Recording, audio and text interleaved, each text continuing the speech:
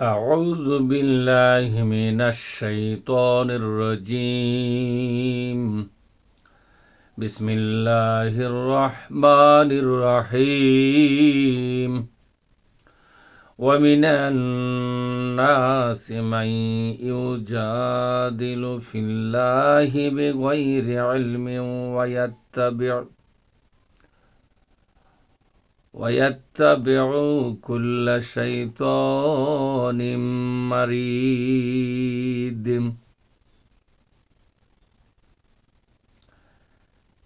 الحمد لله رب العالمين والصلاة والسلام على سيد المرسلين وعلى آله وأصحابه أجمعين أما بعد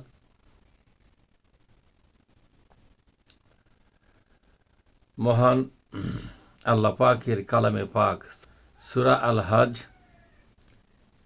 এখান থেকে আমি ৩ নম্বর একটি আয়াত, খুব ছোট একটি আয়াত পড়ে শোনালাম। আয়াতের তাৎপর্য আমরা জানবার চেষ্টা করব। আমা তৌফিক ইল্লা বিল্লাহ। আল্লাহ পাক বলছেন, ওয়ামিনান নাস মান ইউজাদিলু ফিল্লাহি বিগাইরি ইলম। মানুষের মধ্যে অনেক মানুষ আছে যারা আল্লাহর সম্পর্কে বিতর্ক করে। জেদাল যাকে বলা হয়েছে। আল্লাহর সম্পর্কে বিতর্ক দুই ধরনের। একটা হচ্ছে আল্লাহ দুইজন, আল্লাহ তিনজন, আল্লাহর সঙ্গে শিরক সাব্যস্ত করে, তার অস্তিত্বের সঙ্গে আরও ভিন্ন অস্তিত্ব তৈরি করে, যেটা ইহুদি খ্রিস্টানরা করে থাকে। আরও কিছু করে, সেটা হচ্ছে আল্লাহ তাআলা অনেক কাজই বিভিন্ন সৃষ্টির কাছে দিয়ে নিজে অবসর নিয়েছেন। যেমন বলে আল্লাহর ধন খাজাকে দিয়া, আল্লাহ গেছে খালি হয়া। এই টাইপের আল্লাহ তাআলা সম্পর্কে একটা বাজে ধারণা, বাজে চিন্তাভাবনা ভিতরে নিয়ে একেবারে আল্লাহর সম্পর্কে ফ্রেশ ধারণা যাদের আছে, স্বচ্ছ ধারণা যাদের আছে, তাদের সঙ্গে একেবারে রীতিমতো ঝগড়াঝাঁটি লেগে যায়। আর একটা হচ্ছে আল্লাহ পাকের কোরআনুল কারিমে যে সমস্ত আয়াত আল্লাহ তাআলা দিয়েছেন, সে আয়াতগুলো সম্পর্কে তারা বিতর্ক করে। এই বিতর্কটা কার সাথে হয়? কোরআন নিয়ে ময়দানে নামলে আপনি অনুভব করতে পারবেন যে বিতর্কটা আপনার সাথেই শুরু হয়ে গেছে। যেমন আল্লাহর কোরআনে সবসময় বলা হচ্ছে নামাজ কায়েম করো, নামাজ কায়েম করো, এ ব্যাপারে কারো কোনো বিতর্ক নাই। আল্লাহর কোরআনে বলা হচ্ছে রোজা করো, রোজা করো, এ ব্যাপারে কারো কোনো বিতর্ক নাই। এভাবে আল কোরআনের ভিতরে হজের কথা, দানের কথা, বাপ মায়ের সেবার কথা, সৃষ্টি জগতের সেবার কথা, মিথ্যা বর্জন করা, সত্য গ্রহণ করা, হালাল খাওয়া, এগুলোর উপরে কোনো বিতর্ক নাই। বিতর্ক শুরু হয় কখন? যখন সুদের বিরুদ্ধে জাকাত ভিত্তিক অর্থনীতির কথা বলা হয়, তখন বিতর্কটা শুরু হয়ে যায়। যখন মানুষের আইনের পরিবর্তে আল্লাহর আইনের কথা বলা হয়, তখন বিতর্ক শুরু হয়।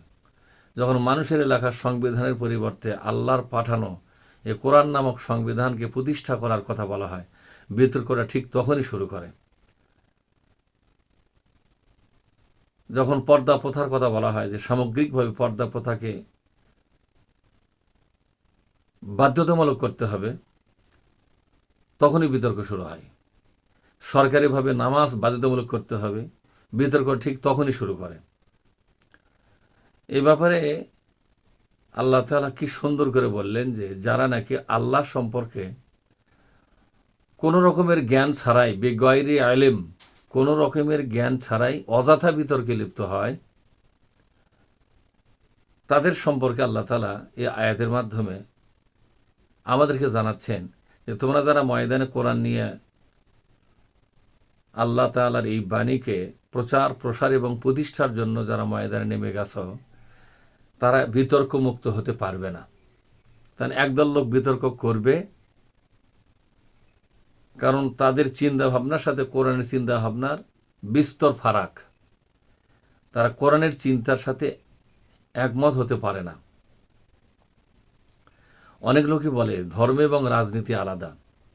অথচ ইসলাম এমন একটা ধর্ম কোরআন এমন একটা ধর্মীয় বিধান যেখানে ধর্মবিধান এবং রাজনৈতিক বিধান দুটোই একসাথেই আল্লাহ তাআলা পেশ করেছেন। কিন্তু একদল মানুষ তাদের ব্যক্তি স্বার্থে দুনিয়ার লোভ লালসাকে চরিতার্থ করার জন্য কোরআনের রাজনৈতিক অধ্যায়টা স্বীকারই করতে চায় না। এ নিয়ে তারা চরম বিতর্ক করে। এমনকি কোরআন প্রতিষ্ঠান আন্দোলন যারা করে তাদেরকে কোণঠাসা করার জন্য তারা চরম চেষ্টা করে, চরম ধৃষ্টতা দেখায়। এ ব্যাপারে তাদের কোনো এলেমই নাই। এখানে এলেম বলতে কি বোঝানো হয়? আল্লাহর পক্ষ থেকে পাঠানো কোনো এলেম তাদের কাছে নাই। তারা শুধুমাত্র আল্লাহ তাআলা বলছেন ওয়ায়াত্তাবিউ কুল্লা শাইতানিম মারিদ, তারা শয়তানের মুরিদ হয়ে এই কাজগুলো করে। তারা শয়তানের মুরিদ হয়ে শয়তানকেই তারা অনুসরণ করবে, শয়তানের বুঝ পরামর্শ নিয়েই তারা চলবে। আল্লাহ তাআলা অন্য একটা আয়াতে বলেছেন ওয়া ইন্না শায়াতিনা লা ইউহাউনা ইলা আউলিয়া ইহিম লিইউজাদিলুকুম, শয়তান এই সমস্ত লোকদের কাছে যারা আল্লাহ তার কোরআন নিয়ে বিতর্ক করে তাদের কাছে শয়তান ওহী পাঠায়, শয়তানের পক্ষ থেকে গোপন কথাবার্তা তার মগজে ঢেলে দেয়, যাতে করে তারা তোমাদের সঙ্গে ঝগড়ায় লিপ্ত হতে পারে। এই ঝগড়ার উপকরণগুলো, ঝগড়ার এই মার পেঁয়াজ মার্কা কথাবার্তাগুলো, এই ধাঁধামূলক কথাবার্তাগুলো শয়তান ওদের মগজে ঢেলে দেয়। একথা আল্লাহ তাআলা বলেছেন। সুতরাং ইসলাম নিয়ে যারা ময়দানে নেমেছে তাদেরকে আল্লাহ তাআলা কথা স্পষ্ট করে দিলেন যে তোমরা বিতর্ক মুক্ত হতে পারবে না, কারণ এই বিতর্ক চলতেই থাকবে। বিশ্ব নবীর সময় বিতর্ক ছিল, সমস্ত নবীর সময়ও বিতর্ক ছিল, আজও চলছে। নবীশূন্য দুনিয়ার যে সমস্ত লোকেরা এই কোরআনের রাজ কায়েমের জন্য আন্দোলন করতেছে তাদের সঙ্গে বিতর্ক শেষ হবে না।